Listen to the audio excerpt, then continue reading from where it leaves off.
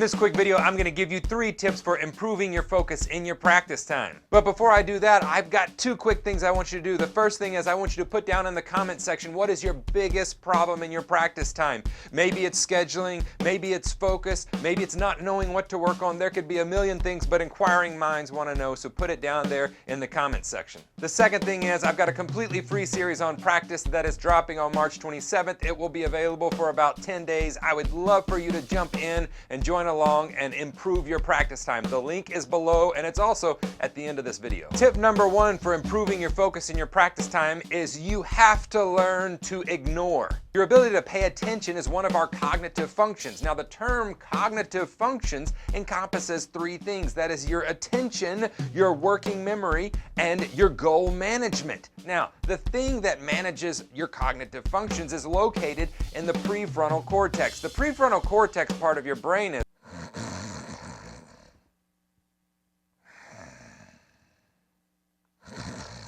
I'll skip boring you and get straight to the point. How does this apply to our practice time? Well, studies have shown that our ability to pay attention is directly related to our ability to ignore outside influences. So it's not enough to just pay attention to something. You also have to have just as strong of an ability to ignore everything else. To demonstrate this, I give you Exhibit A. I want you to pay attention to just this pin. Nothing else. Whatever happens, I want you to pay 100% attention to just this pin. Don't look at anything else, not the light bulb that's happening on your screen. Don't check out my beard, and definitely don't check out whatever is happening in that video. Now, obviously you can pay attention to that if I tell you to, but at the same time, anything that comes across the screen, any beep or buzz or another thing that's happening on the screen or me referencing something else may make you think about that thing, and we have to learn to not only focus on the task at hand, but also to ignore anything else. So just as important as knowing what exercise you're working on and focusing on that exercise, it is also equally as important to maybe turn your phone off so that you get no social media updates. You ignore your email, you turn your phone off so you don't get any phone calls. Turn computers off. You ignore the urge to go check the mail. You ignore the urge to open the door and see if you did put the laundry in the dryer. You have to ignore all of these outside influences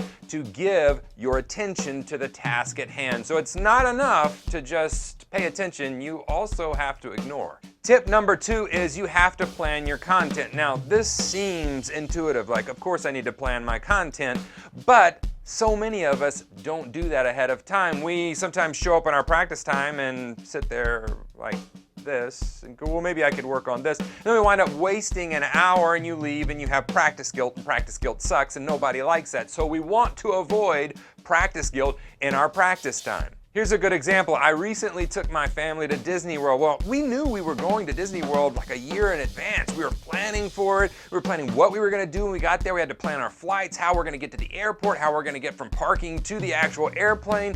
But what would have happened if I would have just shown up at the airport, like Nashville International Airport, hey, I'm here to take a flight to Disney World, but they wouldn't have had a spot for me, right? Because I didn't plan, okay? So planning is so important. If you want to get to where you want to go, you have to plan the trip. So that in our practice time is the second thing that I can tell you will help your focus, is to plan your content. So you're paying attention, you have the content plan that you need. So what's the third thing? The third tip I can give you is you've got to schedule your practice ahead of time. Not only planning your content, not only paying attention, but you have to put it on your calendar. Now I know a lot of you are saying, yeah, I'm gonna practice later this week, but I can probably count on one hand the number of you that actually have it penciled into your calendar when you will show up for the next week to your practice time. It's of the utmost importance that we carve out a specific time in our day that we're going to practice, that we show up with material to work on, and that we pay attention to that material while we're working on it, while we're ignoring